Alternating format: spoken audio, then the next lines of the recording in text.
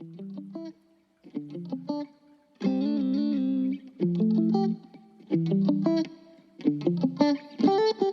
right, folks, welcome back to the Exit Interview, a podcast for Black educators with me, your host, Dr. Asia. Another special guest in the studio today. So, Dr. Nadia Bennett, I was low key stalking her on her socials because she has some really profound things she's putting out. And I just messaged her, like, hey, I'd love for you to come onto the podcast. And we had a little conversation. And she's like, let me find out more about what you're doing first before we got into the studio. And I'm so glad that she said yes. So, Dr. Nadia, welcome to the show. How are you today? I am absolutely wonderful. Thank you for asking, and thank you for having me as a guest. I'm excited to be here. Yeah, of course, of course. So start off with tell us a little bit about yourself. Yes, so as mentioned, Dr. Nadia Bennett, I am the founder and CEO of When Brown Girls Lead, an education consulting firm that serves schools and districts K to 12.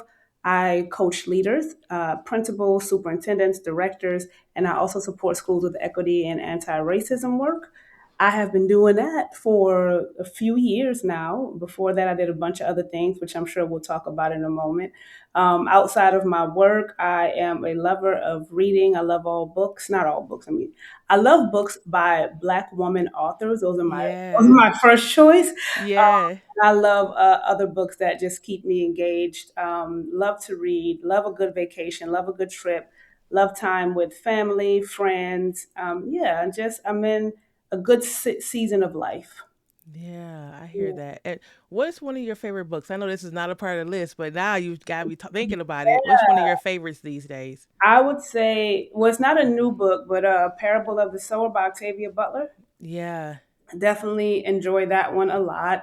You got to go to Tony. Anything. I mean, The Bluest Eye is just a classic. I know that people always talk about the book, but it should be talked about if it was something that was significant for you and it helped to shift your perspective. And that's what it did Hmm. for me. So I'm always going to talk about Tony. So those are a couple of my favorites. Awesome. Thank you so much. Yeah, I read The Bluest Eye just recently. It was at an Airbnb on their bookshelf. And Mm, so during that time I was in the Airbnb, I finished it, and it's been a long time since I'd read it. So I was glad to have it in my hands. And then the bookstore near my house had a first edition of The Bluest Eye, mm. and it was like $20. And the guy, used bookstore, and the guy's like, I'm surprised it's still on the shelf. I'm like, yeah, it's on the shelf for me. So, They ain't see it or something because I definitely yeah. it. I will say too, those are some of my favorite books that again speak to who I am. When it comes to spirituality and growth, I also love The Alchemist. Mm-hmm. It's a classic. I recommend it. I have read that book probably 10 times in my life because I Yeah. feel like if you're growing and becoming a better version of yourself every year, you can get different meaning from it. Yeah, for sure. So yeah, that's one of my favorite reads. For sure. Thank you. Of All right, course. so let's just go ahead and jump into it. Tell us about your education journey. How did you know that education was for you? Oh, that is, I enjoy answering this question because it's interesting. Intuitively, I always knew that education was for me. And I also got off the route a bit when I was in undergrad because I was listening to people. And I Mm-hmm. think that that's a really good life lesson that I learned at that time. So when I say intuitively, I've always known that education was for me. My mother would tell you I always loved school, right? I was the person who, like, you had to get me my school supplies when they were due. Don't Yeah. read them crayons late because it's going to be an entire problem. I was definitely that person. My teacher said I need crayons and tissue. We need to go on and go to the store and get those things Right now, right yes. now. It drove her crazy. So always loved school, and as I've grown up, and I've realized, I reflect back on that. School was something that I was good at, and I knew from the beginning that I was good at it. And so it's a space, like, it became a safe space where I could thrive. It would be the same as a young person playing a sport or playing an instrument. I was good at it and I enjoyed it. So always loved school. When I went to undergrad, I knew I wanted to be a teacher, but when I began to declare my major after my freshman year, people said things such as, teachers don't make a lot. Why would you do that? And I come from humble beginnings. So I had a mindset then of, I'm not going to go to college and not do something that's going to make me a lot of money. I didn't come, Yeah. I'm not going to do all this for no reason. And so I changed my major to business Mhm. with a minor in history because I've always had I always enjoyed history and humanities and things like that. And then I graduated from undergrad and felt just as lost as a person could be. And was honestly just working jobs, wasn't really focused. Yeah. And how I got into God returning me to my passion, I actually used to serve at church, and I volunteered to serve with the children's ministry. Mhm. And I found myself like being so extra in the children's ministry, like just probably wearing them children out, like just wanting them to like do their poems right, and Sure. look at the audience and speak with passion. And God kind of used that, not kind of, God did use that as an opportunity for me to see, you really enjoy working with children. And that same job I had, it was just a random job. It's not even worth mentioning. But a woman came in one day. She was a black woman. Now, mind you, I'm maybe 22, 23. Mhm. She came in, I was in Atlanta. She had lost her luggage. She'd flown in from California. She lost her luggage, and it was her daughter's wedding, and had Oh to rush it. no. It was quite the event. She had to rush in and buy everything that she could because her luggage was gone. And she had money. Okay. Mhm. Bought tons of shoes. Let's say she bought tons of shoes, tons of clothes. Let's say she spent $2,000. Like it wasn't like blank, like it just was nothing. And so I had asked her, I said, like, what do you do? And she said that she worked in real estate. And I said, so we started a conversation, and I kind of expressed to her that I'm, trying to find my way. And she said to me, do what you love and the money will follow. And I will tell you, I couldn't pick that woman out in a lineup today. I kind of remember she was Mm. fair skinned, but I don't know. I wouldn't know her if I saw her. But Mhm. that seed that she planted in me that day was the beginning of me having the courage to do what I knew that I loved. And Mhm. so that's how I got into education, and I began to like do certifications and begin to do, start the whole process. So that's how I got into education. Let How me I got let, into let, leadership. Go ahead. let me pause you for 1 second before we continue. So what's really interesting about this is that over the years of listening to people's stories, there are so many folks who will talk about some random person Mm, or someone they knew that said one thing that totally changed the trajectory of their life and that helped them to go into education. We were just interviewing another person who said that Dr. Jessica Reed Thomas, that she was in business school, I believe it was business school, and the maintenance person in the education building where she was doing her studying said, you need to be an educator, and mhm, like drug her to find this person. It was like, and she eventually got into education. For myself, I was an early childhood a child care center at a community college in business major, mm, and the person in the work study that I was working at said, I think you should be an educator. mm. And I was also just as lost as you want to be. And so it is like, I just wanted to pause you for a second because it's so interesting how people just say one thing one time and it can just totally change the way that people's life turn out.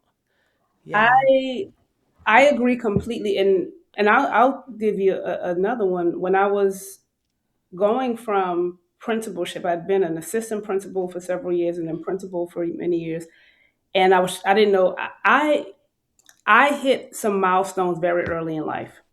Assistant principal at 28, principal at 31, and my 35th birthday was around the corner, and I didn't know what I was going to do with my life because I was like, I know I ain't going to be a principal for the rest of my Mm-hmm. life. I'm only 34, going on 35. And I began to really pray and ask God, what's next for me, etc. Ended up joining this cohort, urban superintendents, through Howard University. That's where I got my master's, to see if I wanted to be a superintendent. I didn't even know. I just wanted to see if this was the path. Mm-hmm. And there was a woman that I met, and that it was maybe the fifth session. And that woman looked at me and said, a lot of people in this room want to be superintendents, but you're called to it. And I said, well, now, and Yeah. once again, it started me on this path, and within a year, I was a charter soup.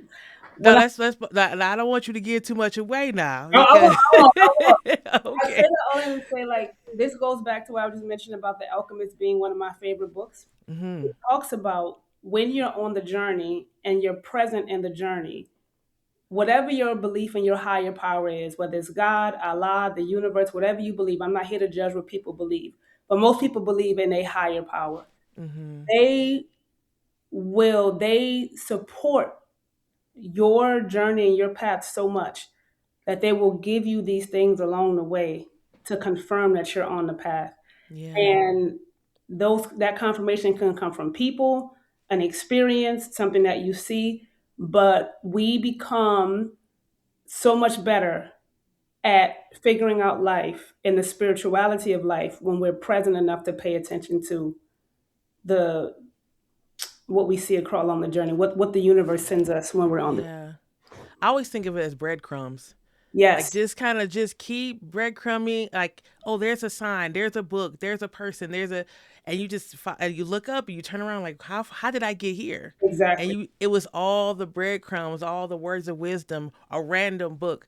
We're gonna be totally off topic, but I saw this video with Dochi, the rapper, and she was saying how she had found the artist's way in a box of books on the curb when she lived in New York, and Mm, she pulled it out and she read it, and she attributes that the writing in that book to her success, right? And mm, it was someone putting that book on the curb and her pausing, going down the right street in on the right day, right. right? And pausing and pulling that book out of all the whatever else was in that box and then reading it.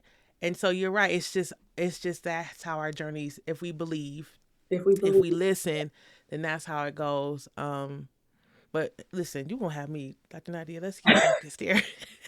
All I did was answer the question. I didn't do nothing. You're I right. just You're answered the right. question. That's all I did. You're right. So let's back up a little bit. You Hmm. finished. So it sounds like you went back to school then. Yeah. And so tell us about going back to school, the conversation with family, because I love to know what your family thought Mm. about that. And then where you started off after you graduated. I will answer that question, but in a way that's very true to me. The conversations with family actually wasn't a turning point for me. My family, with all the humility, well, no, I won't say that. Well, let me back up. For my family, it was more or less me moving away than it was going back to school. Mm, That's what it was. At the time I was in Atlanta, um, I have some first cousins that are basically my sisters that live in Atlanta, and I had been down there for a few years, and we were getting along just fine. Getting along with life, I mean, just mm-hmm. fine. And then when I decided to apply for Howard, and I had gotten in, it was kind of like where are you going more than anything. But it wasn't so much of a where you going that they were trying to hold me back. It was just, well, this is new and we're going to have to get used to this. Yeah. But what's more significant in my journey is the thing that truly gave me the courage to go back to school. So I started to, as I mentioned, God showed me my passion, my love for working with children, and I began to do that process when I was in Atlanta. And then, so I was doing it, but not nearly as aggressively as I could have. But I had started on the journey. Let's just say that. Mm-hmm.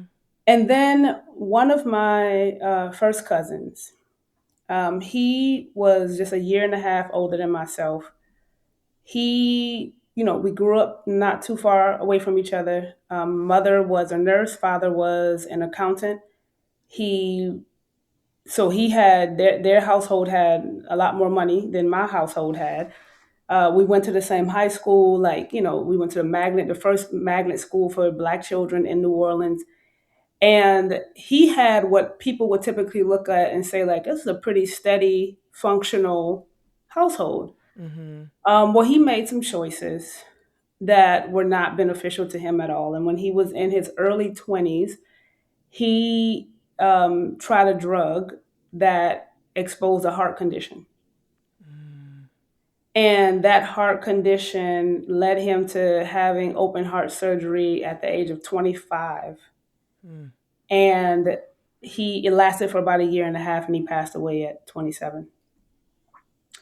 And that was a huge, obviously, it was incredibly painful, incredibly shocking. And at the same time, it was a big turning point in my life because it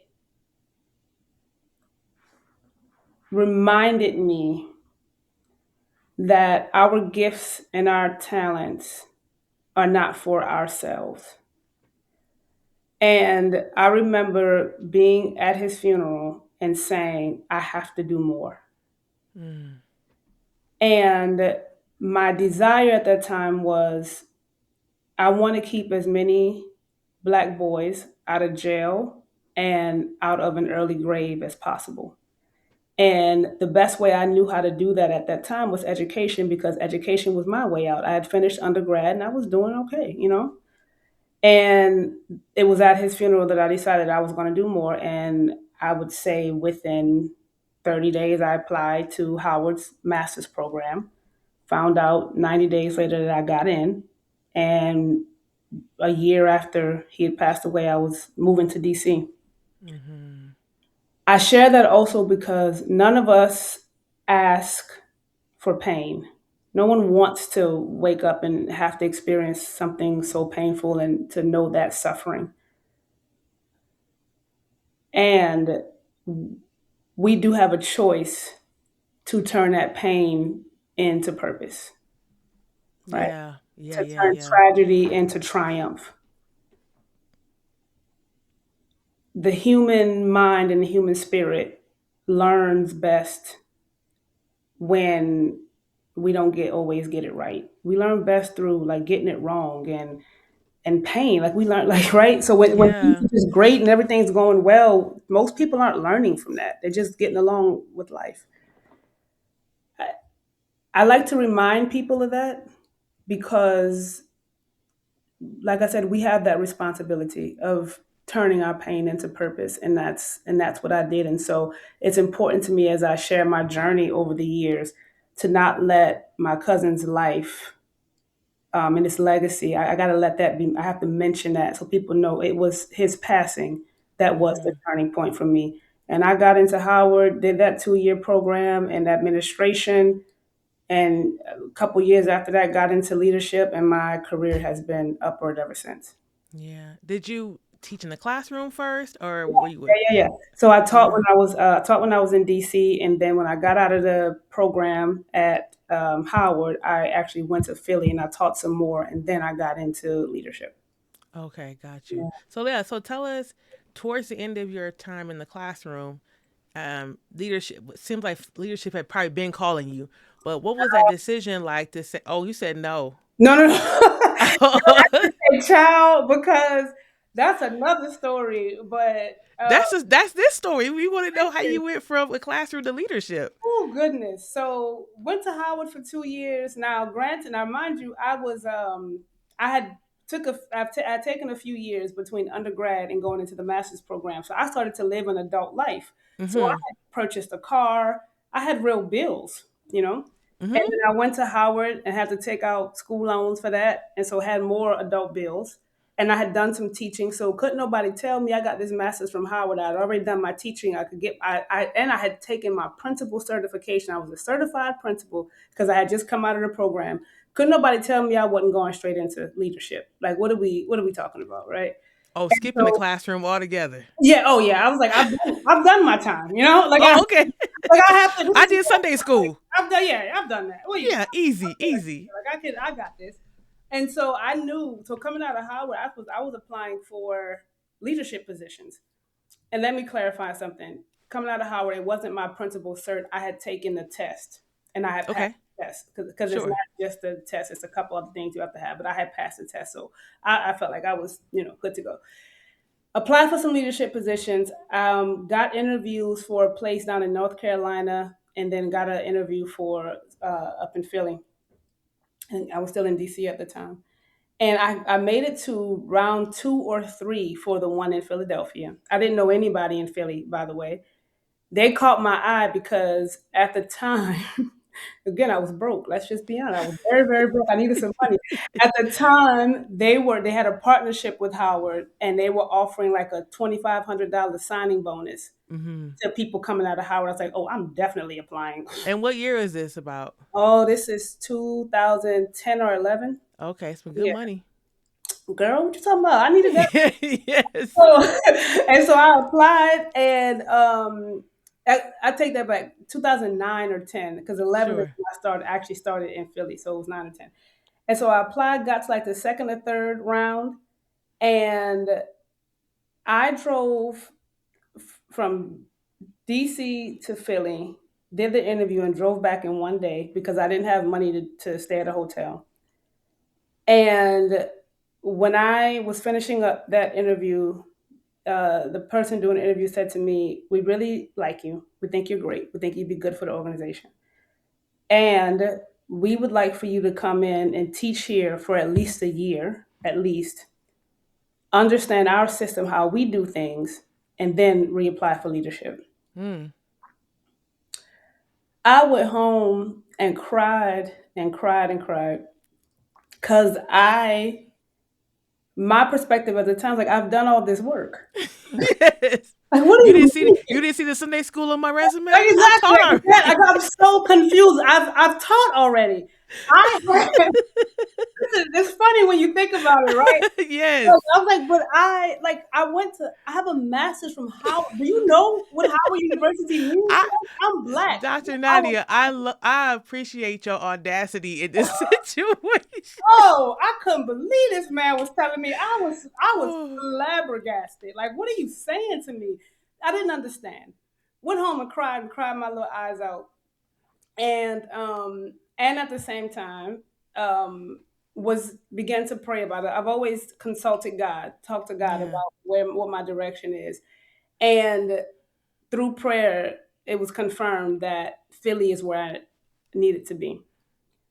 And I moved to Philly, and I want to keep emphasizing how broke I was. I Mm-hmm. was so broke that I did have a car. I moved from DC to Philly only with the things that could fit in my car. Mm. Left the like my bed and all the big things with someone that I knew until I got to Philly to get my first check to send back so somebody could bring my things up to me. Mm-hmm. So my first 6 weeks maybe in Philadelphia, I was on an air mattress. My TV was on the floor. I had like flipped my laundry basket over, put it on top of some books or something hard so that I could sit on my laundry basket to watch my TV that was on the floor in my living room. Yeah. Like Yeah. it that's what I had to do, you know? And then when I got my first check, I sent the money for somebody to get a truck and drive my bed and things up to me.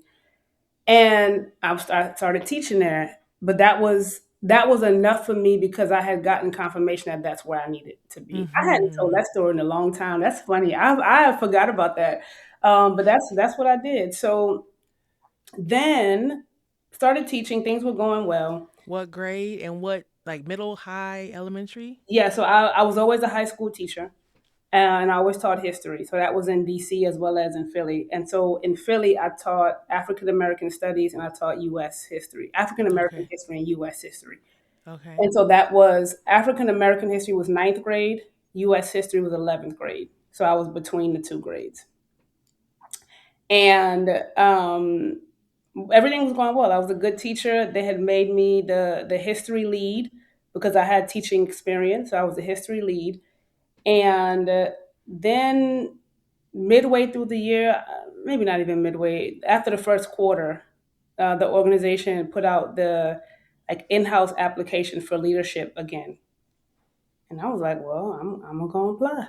I've been So there. they hadn't filled that role that you applied for, or they just had a No, different position. they would do general leadership. So anybody that's applying for assistant principal anywhere, it wasn't a particular Oh, school. got you, This got you. was a really like yeah. So anyone that's applying for AP This is the application for it. And then once you got the job, they would place you at a particular school. Got you. So Okay. I was just applying for the AP role and applied in October, found out in maybe January that I didn't get the job again. And I was devastated. The first time I cried, but then like was able to quickly get back up and move on because at least I had a job. I guess maybe that was my thinking. Yeah. This time, it was really, really tough, and I would say for at least 2 months, I was experiencing. I wouldn't call it depression because that's clinical, but I was sad for several months and could not. At the time, I just could not understand what God was doing. You know, Mm-hmm. um, and then one day, I'll never forget this day. I was in my classroom, and this was like the end of April. I was in my classroom, and I'd been talking to God, and my kids were about to come in, so I'm standing up to get my projector and put it in place and all that.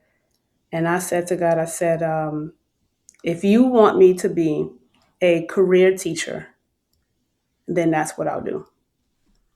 And I said, I don't know how I'm going to pay these loans back, but if that's what you're calling me to do, I'm okay with it. And that was authentic. Because see, sometimes we can say, if we love God, or whatever, again, whatever our higher power is, Mm-hmm. we can say, okay, I surrender. But we just saying it because people say that's what you're supposed to do. Mm-hmm. Yeah. Yeah. That was my first time in my life where I truly understood what it meant to surrender. I had gone through the process. I had gone through the arguing and tussling and fighting with God and fighting with the decision and the tears and yada yada yada. And I came to a place of truly I've resigned myself to if this is your call for my life, then I'll do it. Mm-hmm.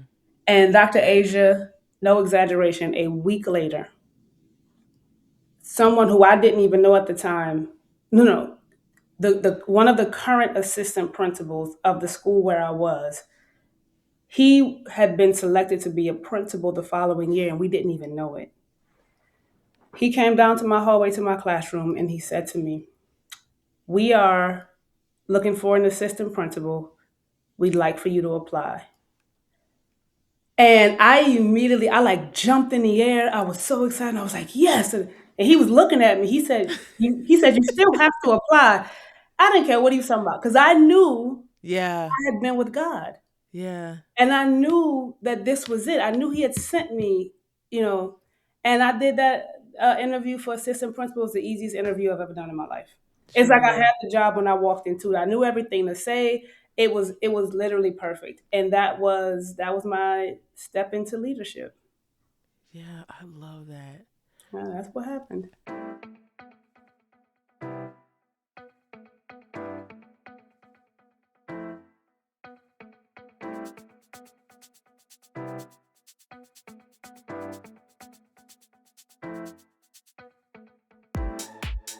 We had to pause our recording because we had to come back, and now we're 4 months out. So we originally recorded this back in January, and now it's mid-March. And so this hopefully is giving you some time to think about a couple of things that I'm going to ask you. And the first question I want to ask you is, not typically I ask the question of what do folks believe schools, districts, and unions can do to retain Black educators. But you answered that question in your our first episode. This time, seeing that you have been in the nonprofit sector for a little bit, I want to ask that same question. But what do you believe that nonprofits can do to retain Black employees? And the reason why I'm asking that is not just because you worked in a nonprofit, but it seems that quite a few folks who come on the podcast have also had a stint in nonprofits. Some of them are still there, but most of them have moved on. So, in your opinion, what are some strategies that could help with that retention? Oh, that's such a good question. And I actually recently wrote about that in an op-ed that's published in the Fulcrum US to be specific.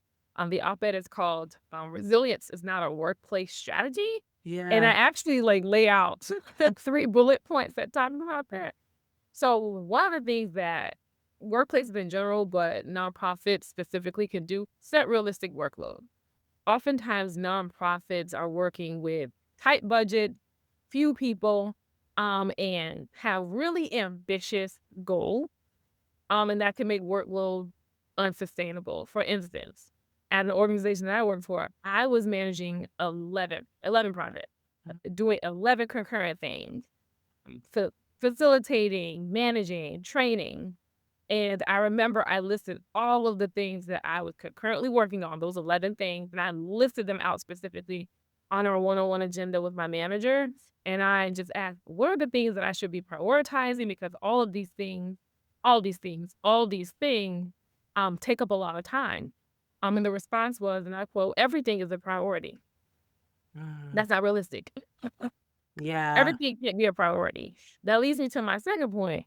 Um, Managers need to be trained on how to clarify decisions and priorities. From my personal experience, I've seen lots of folks in management who are good at what they do, but not necessarily experienced in leading and working with and managing people, or they're not experienced with leading, working, and managing employees who have a strong sense of the direction that their work is going in and who are not afraid to assert that. So I think there needs to be more robust training for managers to know how to clarify decisions and priorities so that they don't even necessarily have to wait for their employees to do that. They recognize the strain that the employee or employees are under, and they're able to get ahead of it and not be reactive. Yeah. And the last thing, and this may be overly ambitious, but I'm gonna say it anyway. Treat rest as a condition for sustained well-being.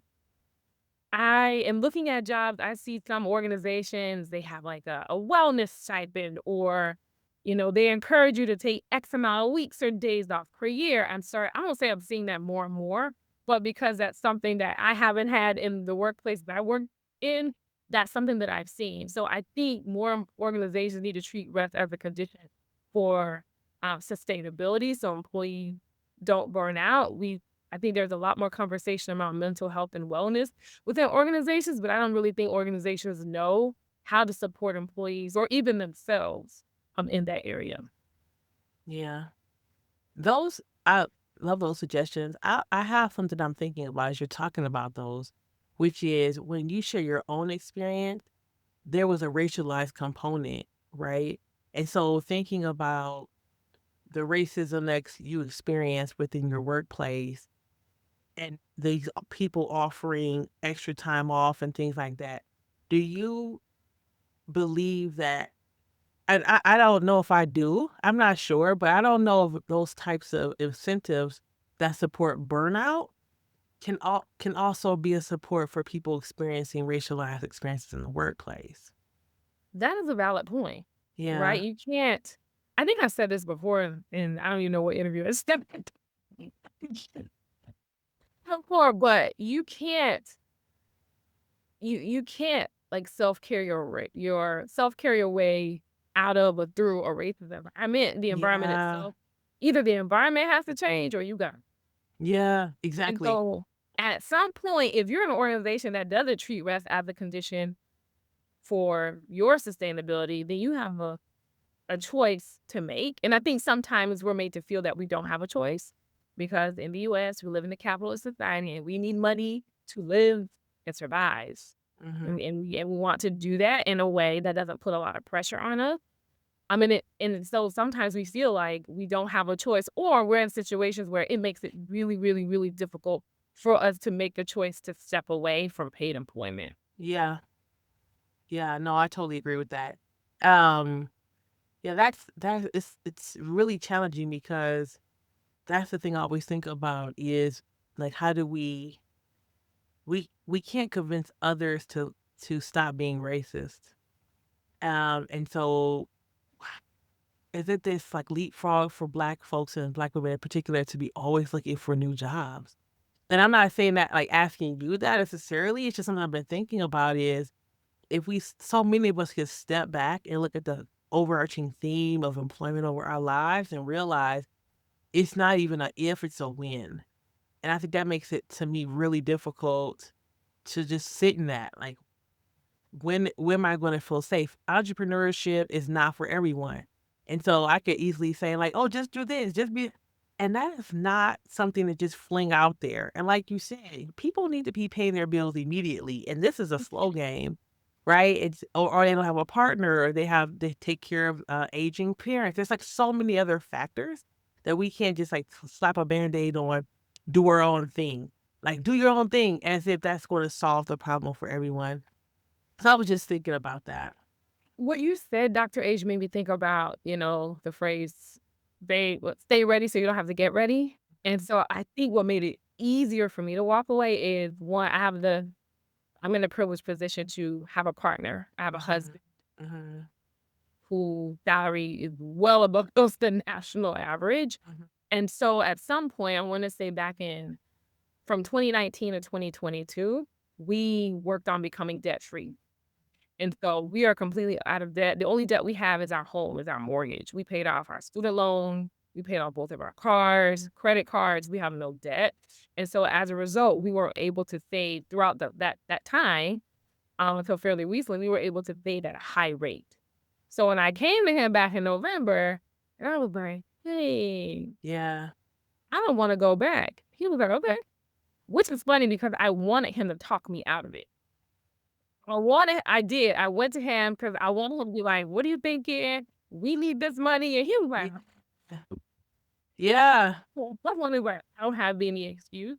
And so if folks are able to, like you said, it's not a matter of if, it's when, especially in the world that we're currently living in.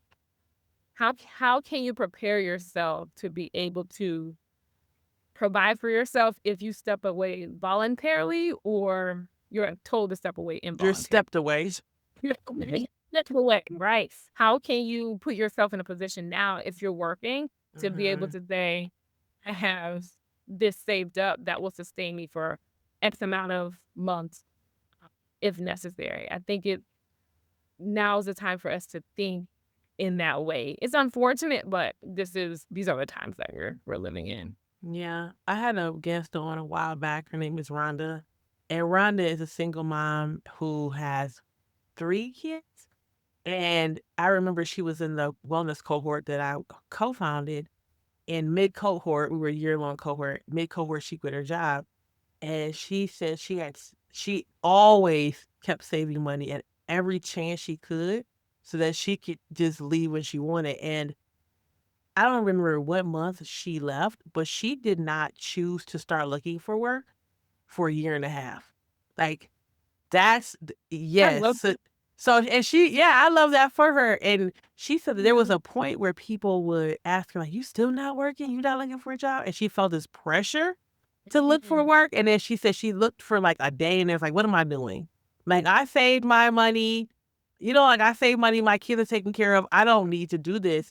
And so obviously, again, everybody's situation is different, but I think for Black women in particular, whether we have a spouse or not, because we never know, right? Whether we have children or not, this conversation of put some coins away, even if it's like enough for 1 month's rent or whatever, you almost have to at this point. It feels mandatory.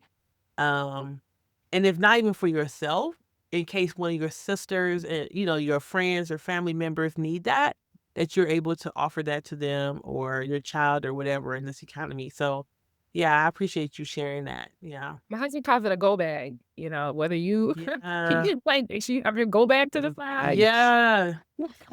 What? I'm glad he calls that. Or you're gone.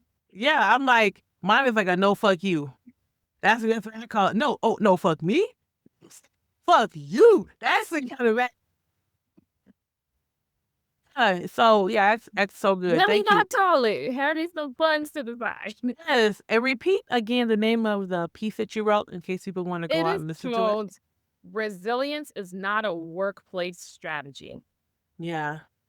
So y'all gotta know, Cammy's over here sending me editorials all the time. She's like, "Yes, read or op-eds. Read this, read this." And I'm like, girl, I can barely sound words out. It'd be 2:00 in the morning, 2:00 in the afternoon. I'm like, what? So if you see her name on these writing streets, it's because she's on a mission. So my next question then, is, again, you've been away from working for 4 months. You and I text all the time, going back and forth about work, not work, don't write this, don't, um, and your definition of wellness may have changed in these last couple months, or there might be an adding that you have of like what it means to be well. Have you, since you've had the true opportunity to sit in a place of rest, change your definition of what it means to be well or added to it that you would like to share with our audience? Oh, have I added to it? Yeah. I don't know if I've added to it. I think for me, I've just been getting signs and confirmations that I made the right decision. Yeah. But I keep trying to listen. At one point, I was with my well wife. Wait, I'm gonna pause you. Listen, Leo vibes. I just want to let you know, Cammy and I are both Leos, and that's half the struggle with Leos. Did I do right? Yeah. And I did. And so I don't think my definition has changed. I think I am trying to become more comfortable with my own definition. Like I'm living and leaning into. And I met this woman earlier this week at a mutual friend's going away party. Her name is Teresa. And she and I talked on the phone yesterday. And Teresa said, a job is not my source. Like, I am the source. You are the source. And I have been sitting with that for the last 24 hours. And I was like, okay, that's more confirmation. And so that has been my journey. Even though, I left a full-time role 4 months ago now, I've been working. I have like 3 jobs. Yeah, and tell us about them 3 jobs. I have been doing contract work, part-time work. I'm even volunteering in my local community to help elementary age children with their reading skills. So I have one role where I am supporting helping develop a civics curriculum for 3rd through 5th graders. I have another role as a facilitator where I'm teaching how kindness is a skill, and I'm actually going to be facilitating my very first session in the next week. Well, 2 sessions.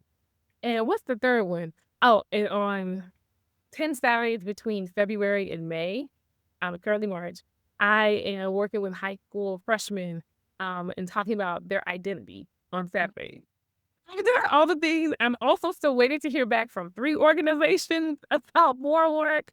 So what happened to the being well? Please tell me this is a part of it. I feel well. It's so good. funny you mentioned that. Who was it that I came across? I think the other day, one of my friends, we were talking, she was like, you sound so light and not heavy. You sound so light and happy. And I'm like, well, I sound light and happy most of the time, but I do have those moments where I'm like, sure. You just out here on faith and vibes. And that is something that I'm not used to. I'm used to, I have a plan. I have a plan for the plan for the plan, just in case the plan of the plan does not work out. And those plans that I had, I thought I was going to be a corporate girly. And it's like, well, I didn't really want that. Like, I wanted that when I graduated college. And now that I am many years past that, my goals and aspirations have changed. And I mourned that a little bit because I had in my mind this vision that I had for my career. And I would constantly should on myself. You're this age. You should be at this point in your career. Why aren't you doing this? You should be doing that. And then I had to recognize that wasn't the best path for me. And I mourned that. It was something that I really had to come to terms with and journal about. And as I have been navigating this space of creating a new path, I feel a lot happier because I'm doing work that aligns with my values and that has put me in a position to support the work that I like, which is equitable practices for nonprofit and for children specifically. Yeah. And it feels like the definition of what it means to be well doesn't necessarily mean not working in community in some capacity, right? But it's finding joy and meaning and purpose in that space, and not because you have to, but because you genuinely want to, which is a form of wellness, right? It's Yeah, choice. Choice is wellness. it is choice. Like, I have been wanting to volunteer to help. There's all this data about how we are in a literacy crisis in this country, Yeah, not we just for the are. children, but for adults too. And so I'm like, early literacy, passionate about it. I wanna do something about it. I wanna work with children one-on-one. And so back in maybe a month after I left my full-time role, I just started Googling. I came across an organization in my local area, and I've been volunteering since January, and I loved it. I love going to see those kids twice a week. At first, I'd be like, "I don't know if these kids like me," but I remembered when I first started teaching what the one coach told me. She was like, "You'll know. Kids they Yeah. will let you know if they like you or not." And I know because they be clocking what time I get there. Let me be 3 minutes late. You're late. It's 9:33. I'm like, whoa. Can I use the rest? Yeah. No, no using the restroom. Come straight here. Yeah, I'm like, it's spring break, so you're not gonna see me for 12 days. They're like, hey. So it gives me a lot of joy to be able to still be in community with students in a way that where I'm not a full-time classroom teacher, but I like being a part of Children's Village. Mhm. That brings me a lot of joy. I like because I don't, I truly believe it takes a village, and especially we're in this a society now that we're so individualistic. I don't believe that caregivers or folks who are responsible for children in some way. I don't think they should have to do it alone. And so I like being a part of a village that supports and uplifts and play a role in the development of children. I really enjoy that. Thank you. Yeah. So I guess the last thing I'll say or ask is there are lots of Black educators who have left the field of teaching in a traditional sense. And maybe this is fairly new for some of them. Being that you've been away from like a traditional classroom space, traditional education space for a long time, do you have any words to share with folks who are just maybe didn't want to leave or now feeling completely burnt out, washed out, and they just need some encouragement? What would you tell them? Mm. That brings up big feelings for me. I remember when I finally made the decision to walk away from teaching in the traditional sense. I cried all the way home. I cried. That ride was 45 minutes. I cried the entire 45 minutes home. And I felt that I'd failed.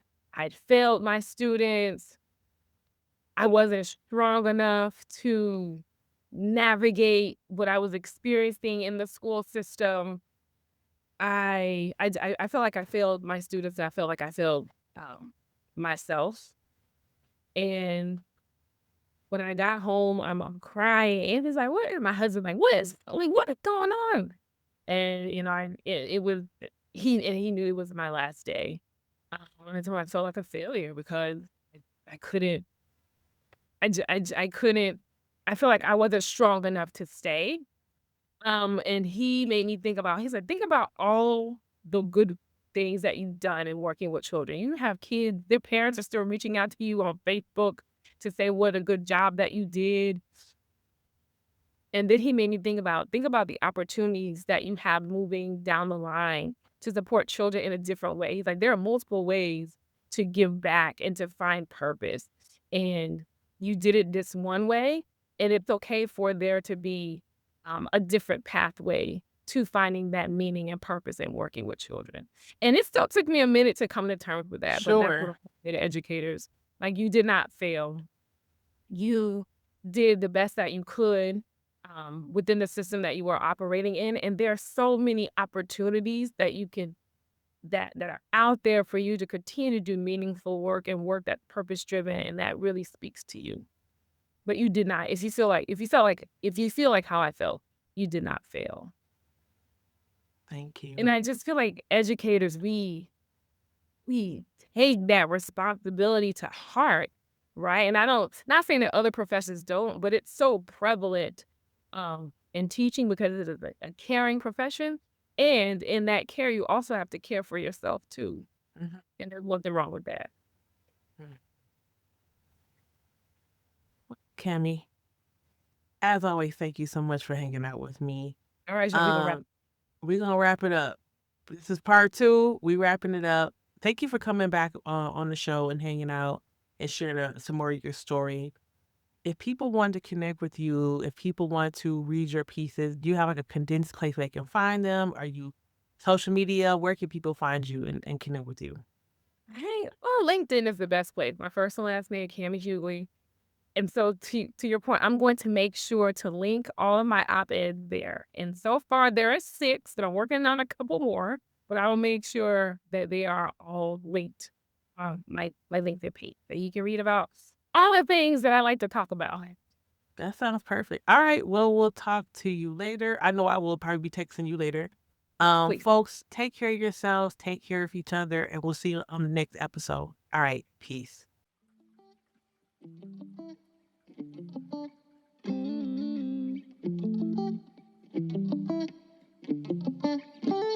I love that.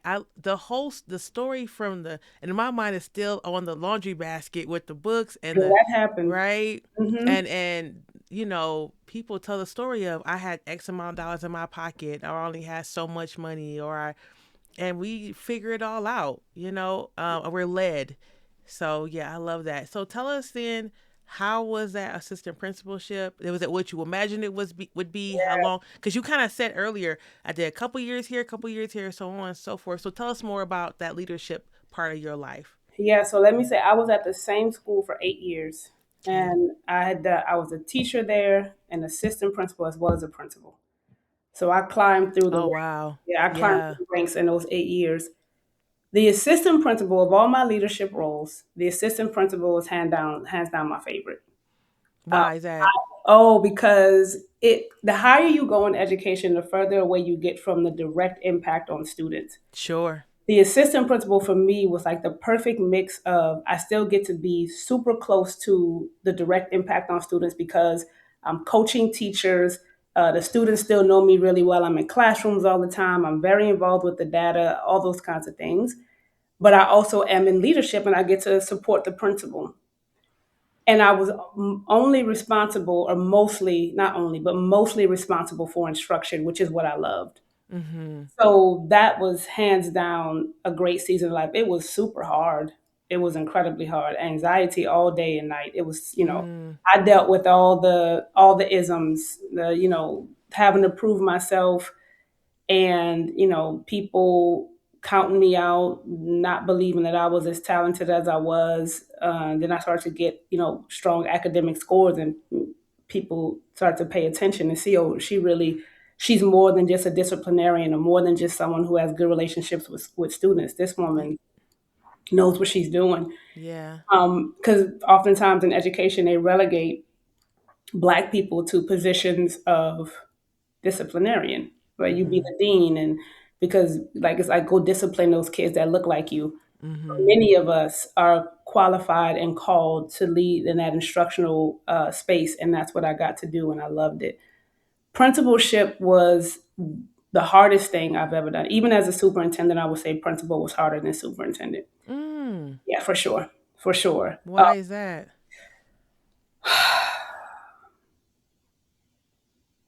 That's a good question.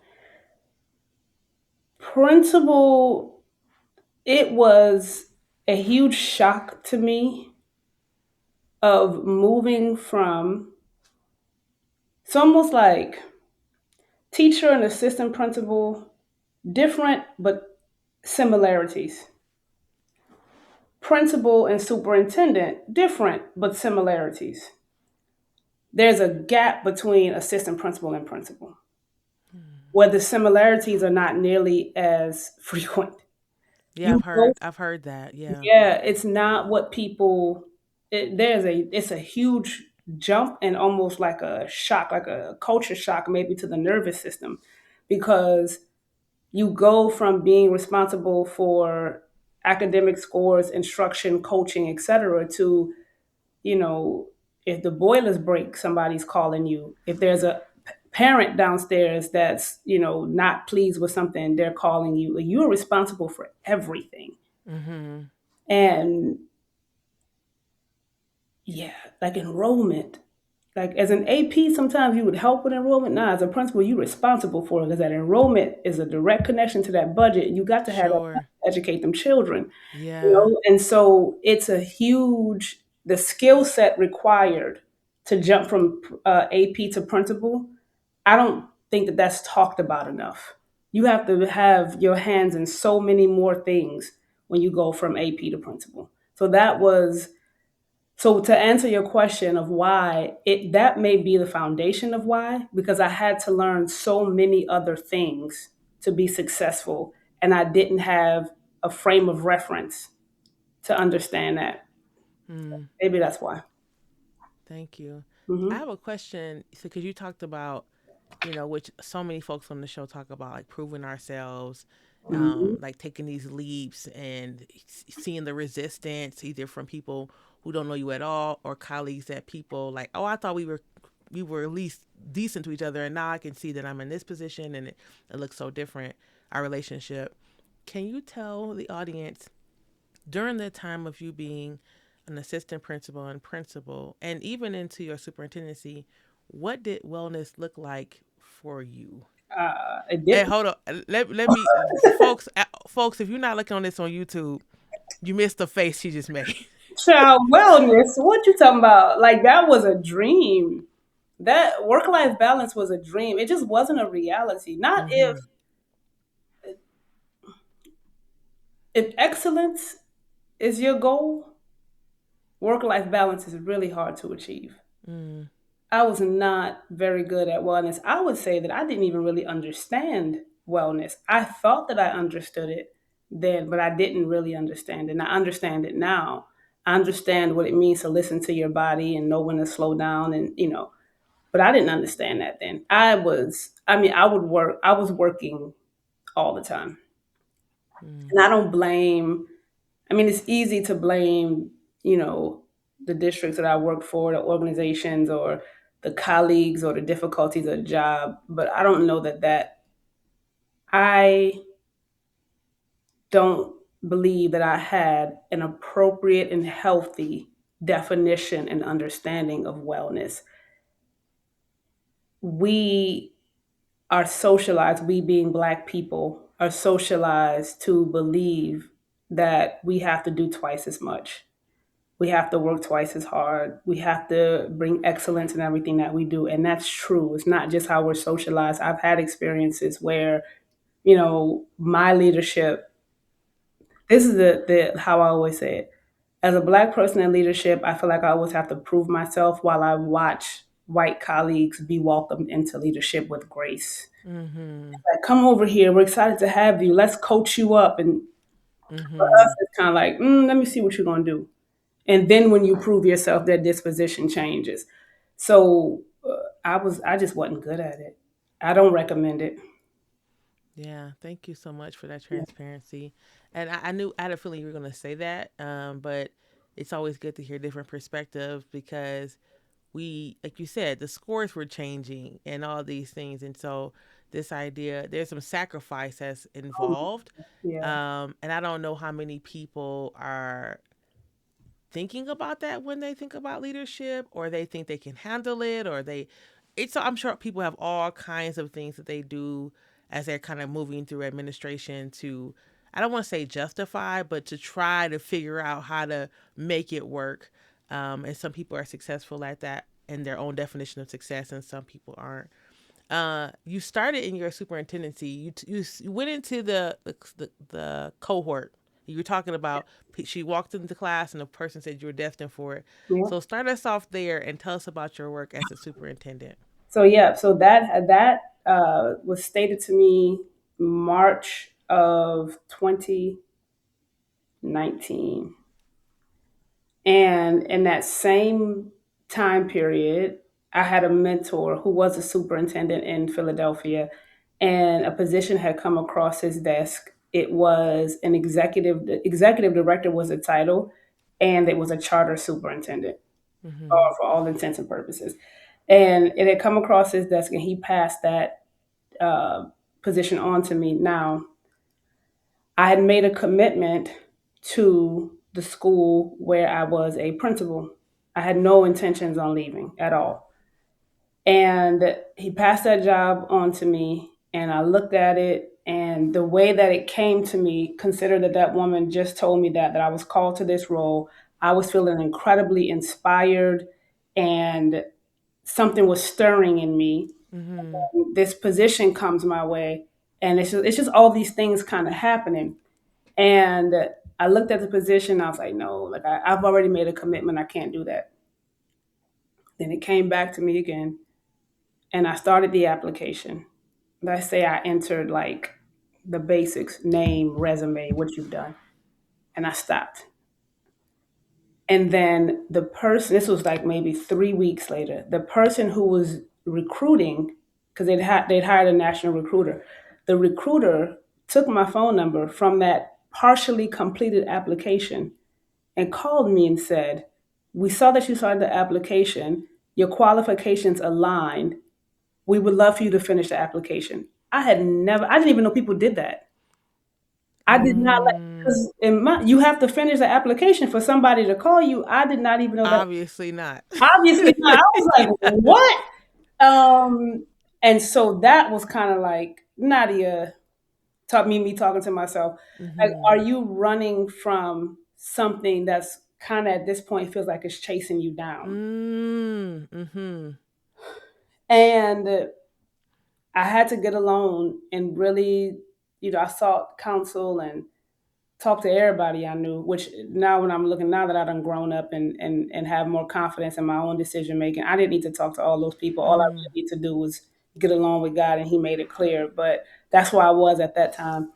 And I did decide to go through the interview process. The minute that I decided to go through the interview process, I informed my current supervisor, because he was not happy. Mm. And I told him everything that I just told you. At that time, obviously, I was able to name specific circumstances and dates and et cetera. Mm-hmm. I feel like this is something I have to do. And he leaned into me and he said to me, "You're going to get the job." And I was like, what? He said, "Nadia, you have more talent in your pinky finger than most people have." And I was just like, Oh wow, yeah. I didn't know that he thought that about me. Sure. And he walked out of that office frustrated, and rightfully so, because at that point, maybe we were in April, beginning of April. And so I had the largest high school, very, very difficult work. Mm. And so that means in April, he has to find a new principal for the large, Sure. complicated. So I don't Sure. fault him at all for being frustrated, like at all. But I was honest about the process. And as he stated, I went through that process. It took maybe 5 to 6 weeks, and I was offered the job. And at that time in my life, it was the hardest thing I ever had to do professionally. I cried a lot. So many Mm. people were mad at me, and they made Mm. they made it seem like it was a betrayal, like I was, you know, like I didn't care, like I was just being deeply unprofessional, and I was dealing with a lot of passive aggressive behaviors Mm-hmm. and just general unkindness. And I had not, up until that point in my life, I had not experienced anything like that evidence before. I mean, some people just straight up stopped speaking to me. Yeah. Yeah, people are interesting. Like we cheer you on, we love you, we're here for you as long as you're serving us. Yeah. And when you decide to stop serving us and doing whatever you're doing that works out for us, then I got a problem with that. And it was just, and that made it more difficult because these were people Sure. that I wouldn't call them friends, but I at least called them colleagues. I'd worked with them for years, and many of them turned on me like that. And How did you Oh, go ahead, sorry. well, no, go ahead and ask your question. I was gonna say, how did you handle that? I mean, community or family or Like, how did you manage to get through? Because obviously you still had some time between the transition that you still Yep. have to see these folks, and they have to feel like, I don't want to say, yeah, betrayal, grief. Like, what was that like for you? Very, a lot of grief. A lot of grief. It was very hard. I also want to pause and say there were a handful of two of people in that same school that did not shift on me, that understood that it was a difficult decision for me and could center me as a human being and not just Mm-hmm. as the principal that they'd love to work with. I just Mm-hmm. want to name that because they deserve to be named as well. Sure. Um, and they know who they are. And for a couple of them, we're gonna be friends and colleagues for the rest of our lives because you stood by my side when 80% of the people tossed me away. So, how did I handle that? I did have community at the time, so that was a big one, and a lot of crying. Like honestly, I just got to be a lot of anger, a lot of frustration. I did tell a couple of people about themselves towards the end. They earned it. I don't regret it. Yeah. No, I know because the people who were nastiest to me, Sure. they got a few words on my way out. Honestly, I never felt so good. I still don't regret it. They earned every bit of it. And but until that point, I kept it very professional. I still took the leadership, the route. I maintained my integrity. I maintained being an exemplar, even when they made conscious decisions to not celebrate the work that I had done there. And when I say they, I'm talking about my assistant principals, Mm-hmm. who two of them had been at the school, who had been in that position the longest, and in Mm-hmm. a lot of ways had more influence over certain staff members than other people did, and they used that influence to turn people against me. Mm. And it was it was hurtful and disappointing. Period. And like I said, there were people who wouldn't let them influence them and still stood up and said, "No, this is what Bennett has done for us, and this is the respect," and got me cards and like all those kinds of things. It was beautiful. Yeah. But yeah, a lot of pain. Like, I recently took part in an anthology for Black women in educational leadership, and my chapter is about how God designed this path for me, and often that the catalyst to change and transformation is pain. And that pain comes in different ways. It comes in rejection. It comes in delayed dreams. It can come in just like outright unkindness from people, things like that. But pain is all. That's my story. I am incredibly successful and I'm incredibly grateful. And pain has often been the catalyst, the thing that made me stand up and say, okay, I'm going to change. I'm going to become better. I'm going to do this. I'm going to go to that next level, etc. It's a it's a balance of life. It isn't, Yeah. and yeah. So yeah, that's it. Thank you. Thank you. Yeah, that's tough. That's tough.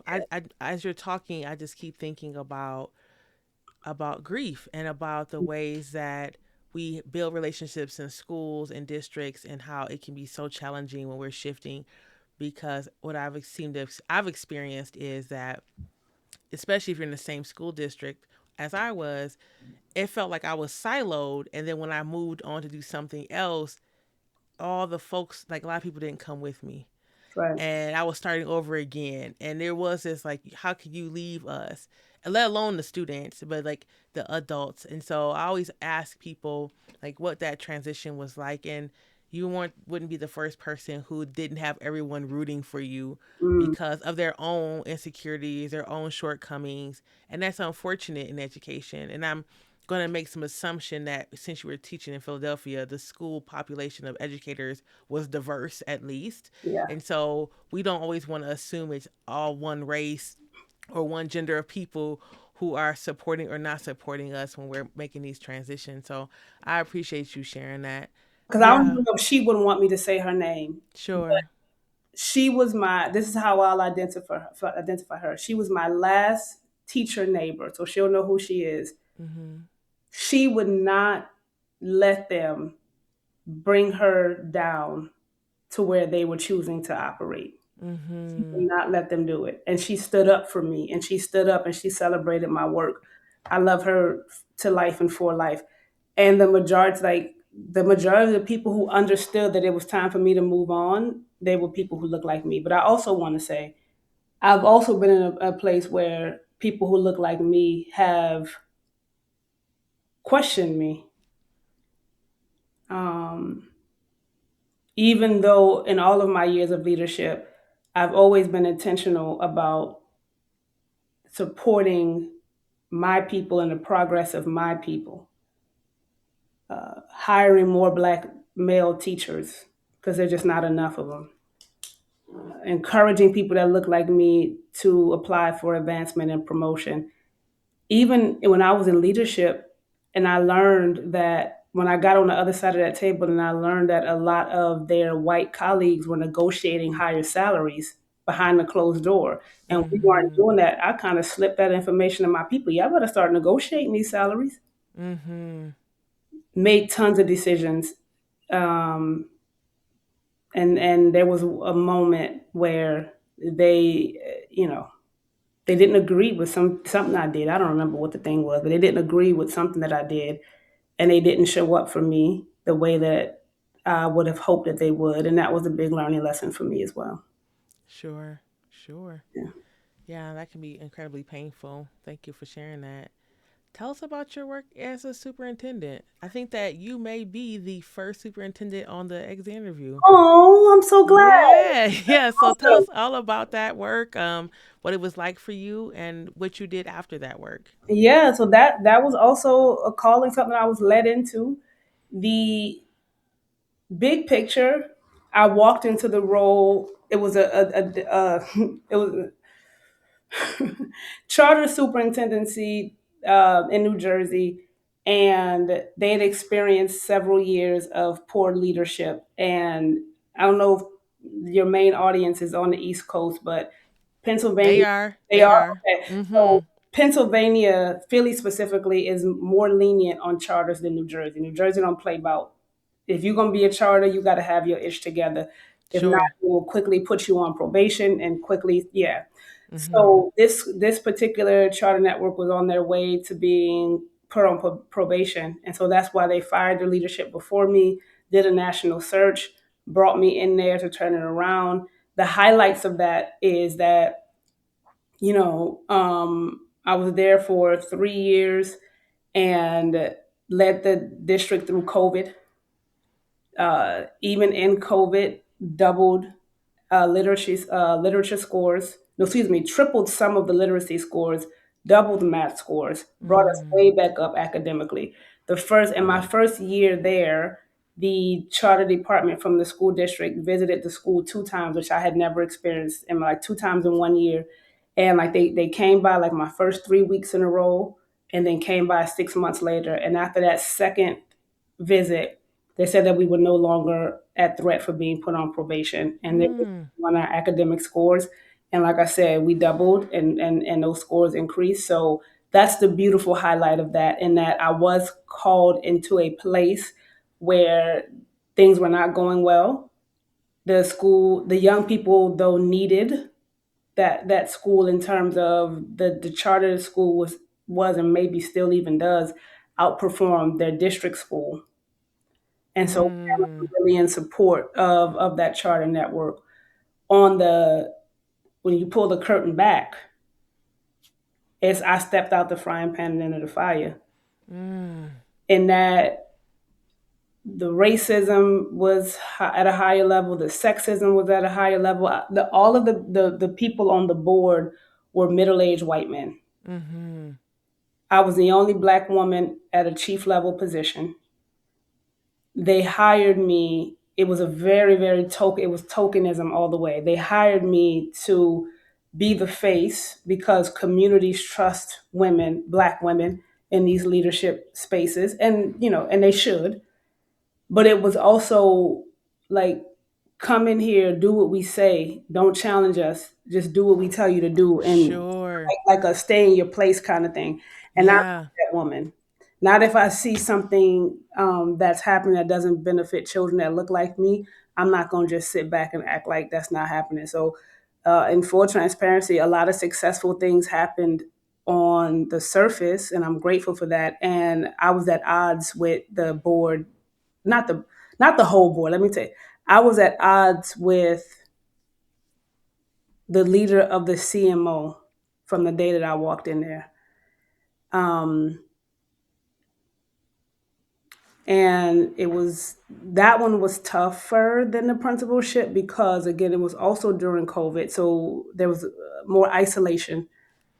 Sure.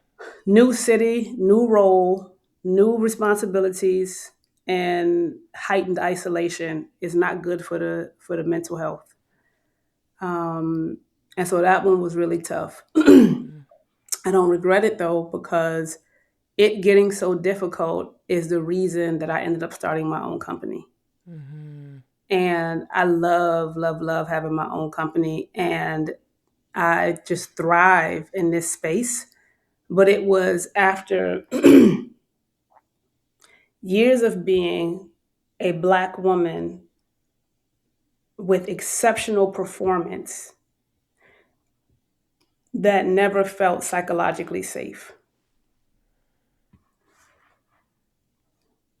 Was always safe, and I've never felt like, oh, I'm getting ready to lose my job because I'm skilled and I'm smart. But there's a difference between that and psychological safety. Mm-hmm. And I never, at any point in my leadership, being in Philly and New Jersey, I never fully felt that. I had more of it in Philly, but I still never 100% felt that. And I remember when it got real tough, I like resigned and didn't have another job. And Mm-hmm. I gave them a 90-day notice and just knew that I couldn't continue this. And then I was just going to let life happen and figure it out on my own, which I did. And it turned out really well.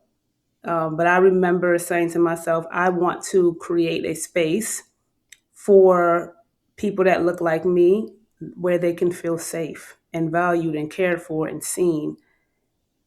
And that's a lot harder than I knew it was, but I am creating it. And, 70% of the people that work for my company are Black women. And it's amazing. And particularly in this current time where we have, with the current person that leads our country, and Black women are losing their jobs at the rate that they're losing their jobs, it feels incredibly, it just feels incredible to look at my payroll and see the number of Black women that are earning money doing the work that we're doing, and they feel that psychological safety. It's just incredible. Yeah. Well, since we're on that topic, tell us about your organization. Oh, I would love to. So, When Brown Girls Lead, again, education consulting firm, K 12, and I coach leaders. So, after all these years of being a turnaround leader and doing some of the hardest work that can be done, I think turnaround principal is like, I think it's one of the top five hardest jobs in the world. But that's just my. Mm-hmm. But anyway, after years of doing that, like you're required to learn a skill set that most people that hold your title are not required to learn. Mm-hmm. And so now I use all of my learnings and my skill set to benefit other districts and other leaders. And so we are a national firm. We work with schools as far up as Massachusetts and as far west as California. We are serving, I mean, many, many districts at this point. I have coaches that work at all levels, not only in one-on-one coaching, but we also do retreats, summer retreats, so that the principal doesn't have to worry about that. We do the full summer retreat, review your data, support leaders with communication skills, being a united front, creating strategic priorities for their district, the whole nine. So we do a lot of work there, and we do a lot of equity and anti-racism work in that, helping people to understand what we have been socialized to believe about the intellectual capacity of Black children and how that shows up in the classroom. Why people Mm-hmm. have such low expectations for Black children. Again, all of it is because of what we've been socialized to believe. And yeah, we're growing and thriving, and yeah, that's what we do. Yeah, I love that. If people want to reach out and connect with you, who want to talk about working with your organization, how could they find you all? Absolutely. So my website is nadiabennett.com. You can send us a message there. You can find me on LinkedIn at Dr. Nadia A. Bennett. And those are the two best ways, the website and on LinkedIn. Sounds good. So, Dr. Nadia, I have a couple questions. When you left that school district in New Jersey, and then you have that time and the time you started your business, in between that time, what was going through your mind? How were you? Here you go again with these. Well, I I mean, want that's the you. work. No, it's not me. This your question, okay? It's not me. I'm good at it. This is what I do. So Yeah. what was going on? So I um imagine, can we just talk about imagine being a person who maybe 12 years earlier could only move from DC to Philly with what they could fit in their car. Yeah. And Can we suddenly, pause for a second? Because you're saying 12 years. Folks, do y'all understand the span of how that's, you said this at the beginning of the podcast. Like, that was very quick. 12 years for some people is just classroom, in the classroom. And you're saying you went from A to J in 12 years. So and I wanted to interrupt you for that. So go ahead. well, no, I think that that's important. That's when it's a calling, though. That's the thing that people don't. It when there's a call on your life and you commit to that call. See, we have to be in partnership with God, right? And that means that, as you mentioned earlier, we got to sacrifice. I've sacrificed a lot of things in my life because Mm, I knew without a shadow of a doubt this is what God was calling me to do, and I mm-hmm. did that, and I did that with my full heart, and I allowed the blessings to. God opens doors when that happens. Mm-hmm. So yeah, that was a short period of time. I from when I not when I initially started teaching, but let's say when I started teaching in Philly, that was a 2011 school year, and I left the superintendency 2022. Yeah. So yeah, it was a fast Mm-hmm. God anointed climb. But going from being that person who only had, you know, enough money to get from one place to the other to being able to say, I can quit this job and I ain't got no plan, but I'm gonna go and give y'all this 90-day notice. That in itself is a testimony of how much one can grow and excel in a period of time in regards to like the finances. Because I sure enough didn't have a plan. Sure. So gave them a 90-day notice. Right after I sent the right after I sent the letter of resignation, I got so anxious. I was just like so stressed. I was like, "Girl, what did you just do? You got Mm-hmm. to pay whatever." So I started to look for a job. Within 60 days, I had been offered a role, so I was fine. And that role was the first role where I was not going to be in the K to 12 building. And what I did was because I was in a place of not knowing what was next. The company, we made an agreement that we would give me 90 days to figure out if this work was in fact the work that I wanted to do. Mm, That was one of the smartest things that I ever did because mm, I'm very honest on the front end about this is different. It was more central office type of work. mm-hmm. I was like, this is very different for me. I don't know if I'm going to love it. I think I'm going to love it, but I don't know if I'm going to love it. And they were like, we understand. So it's like, let's just give it 90 days, 60 days. And I was like, no, this isn't for me. And I told them at the 60-day mark, we agreed that I would be done at the 90-day mark. And I maintained my integrity the whole time, right? Sure. Very honest up front the whole time. And knew for a fact that I didn't want to do that, but also still didn't know what was next. Sure. And I was in my doctoral program. And I think at that point, I might have said, okay, I'm just going to focus on my doctoral program right now. And I'm going to just like try to figure it out. And so I would get phone calls from people though, because again, I've worked on this on the East Coast for so long. I know a lot of educators. And so I would get a phone call and people would say, well, hey, we have this chief position open. Will you apply for this chief position? And I said, no, I'm not really interested in full time work. And I got a lot of those phone calls and turned them down. And then someone called and said, well, we just hired a new principal, brand new, novice, never done a role before. Could you come in a couple times a week and coach that principal? Mm, And I said, well, I can do that. Like, I was like, okay, yeah. that seems like a good balance. Let me do that. And Dr. Asia, I tell you, I kid you not, I went in that very first week. My joy, I had not felt a joy like that since I was an assistant principal. Oh, yeah. Promise you. And that was how I felt, was the only confirmation that I needed. Mm-hmm. And I said, I think I can do this. And continued, coaching that person for that whole school year. And then not knowing what I'm doing, I just kind of started to put the information out slowly. So I said in my doctoral class, I was like, yeah, I'm gonna do some consulting. And one of my colleagues who we still work together today, she said, oh my gosh, I want you to come to my school and do some equity work. We really need it. Keep in mind, though, the reason that was her immediate response is because all while I was in those doctoral classes and courses, I'm speaking my mind. Sure. I'm being myself 100. Sure. And I've never been a person to fold easily in regards to like conversations about race. So people had gotten to know me to be that person. And so she became my first client, not my first client, but my first high paying client because I didn't even know what to charge people. Yeah. She had so much. I believe she identifies as a Latina woman. Mm-hmm. I will always be very grateful to her because she's the first person that showed me, oh, people are willing to pay for good work. Mm. And that gave me some confidence. And I started to say it a bit more. I said it when I went to this conference, that conference.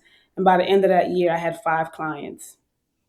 And then I said, okay, let me really put my mind to it. And I started to like really establish a company. By the end of the next year, I had 17 clients. And so I just kept going and focusing. Also, that's how that occurred. I want to point something out that I hope the audience caught, but if not, I'm going to point it out. You said when I put in my 90-day, within a couple weeks, months, whatever, people were calling me about other jobs. Mm-hmm. And I said no. And I think that right there is the part that people can think like, oh, I just need to get a job. I'll just run into something else. Even though they know in the back of their mind, Mm-hmm. I need to sit down somewhere or this is not a line for me or whatever. And from the fire pan to the fire to the fire to the fire to the right on and on and on. But you already said you knew like that's not for me. No, this is not for me. This is not for me. And when you heard something that piqued your interest, you went into that, and this is where you are today.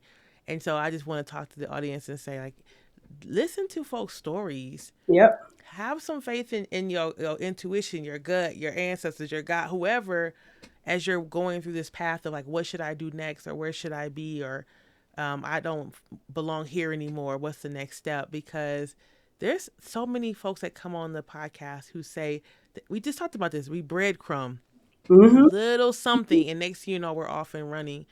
Yeah, thank you for sharing that. So my next question is there a black educator? I mean, you've been out here. You've been out here for a while in this game, Yes, and yeah, and as a student too, right? As a child, as a kid, all from your own Sunday school experience, maybe all the way up.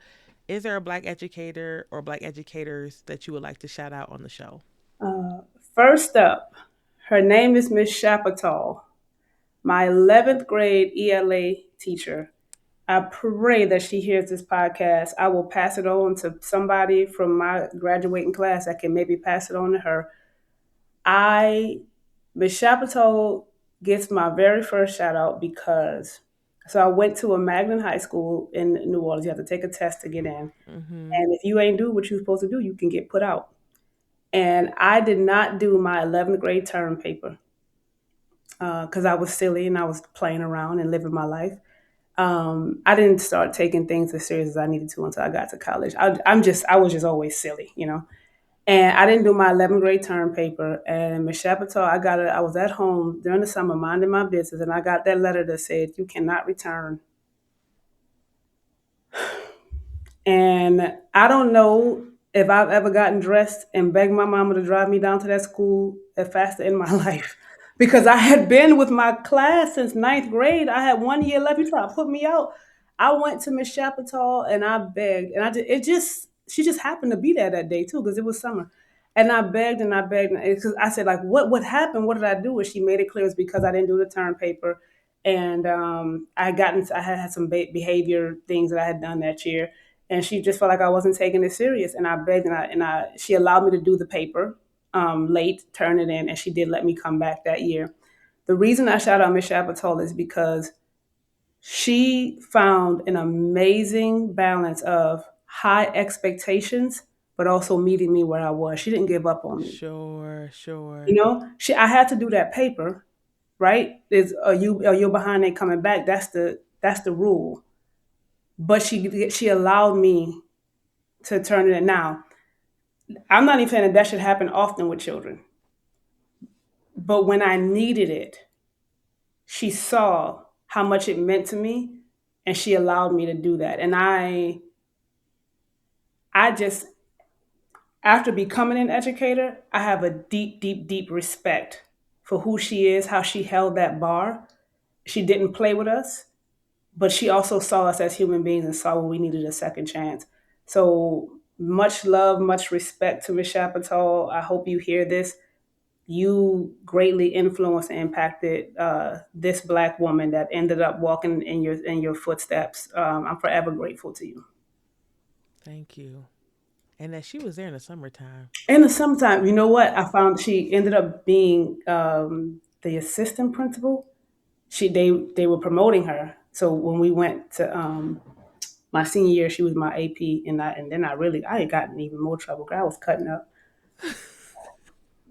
But God's hand is on my life. With God's hand, But God, steady. oh my God, He Right. protected His child. Because I used to cut up. So thank you, Miss Chapatol.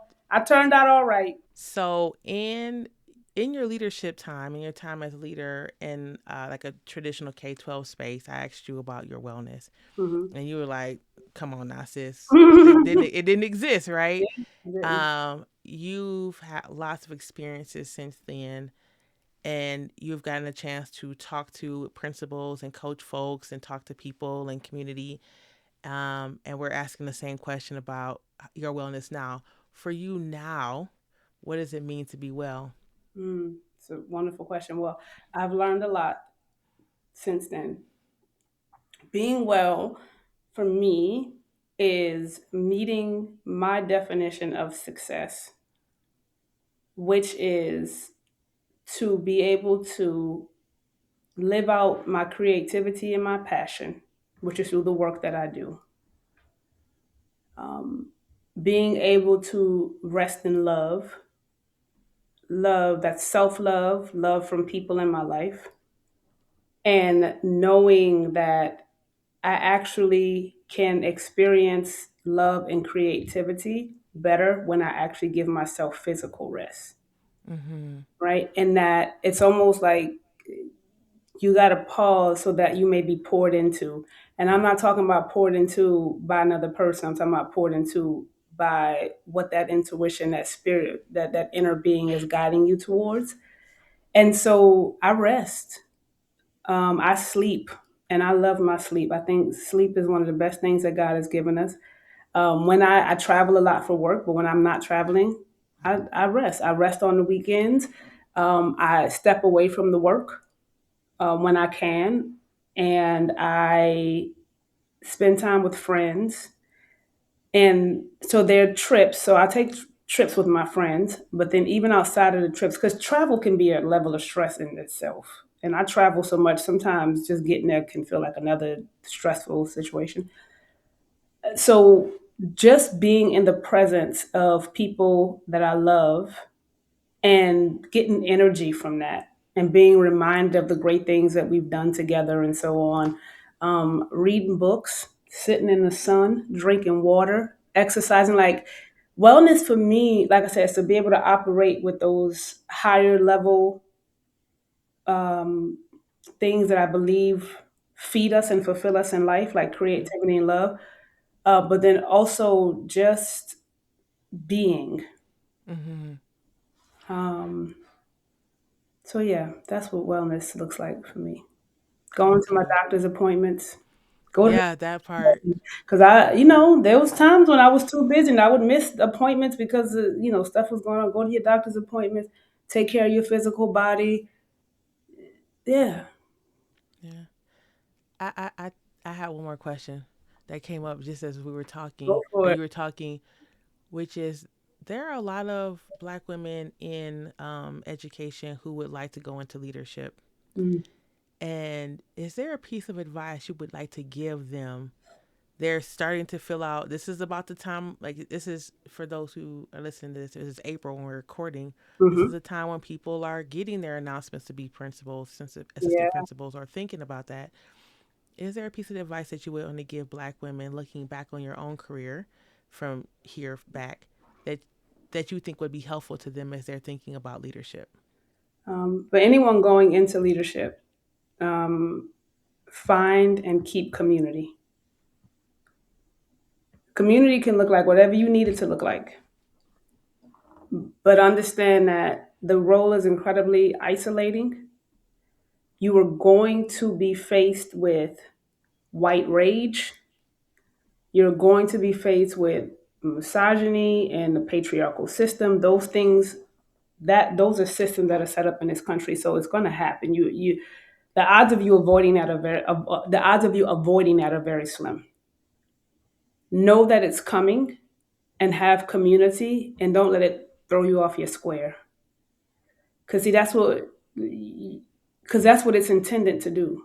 Mm-hmm. Don't let it do that to you. Know who you are, know your calling, be proud of your voice, become great at your craft, and have your sisterhood. It could be sisterhood, brotherhood, wherever you feel safe. Have that and hold on to that. I'm still my principal friends. I haven't been a principal since 2019. My principal friends, who we actually were friends when we were assistant principals too, they're still some of my closest friends. 100%.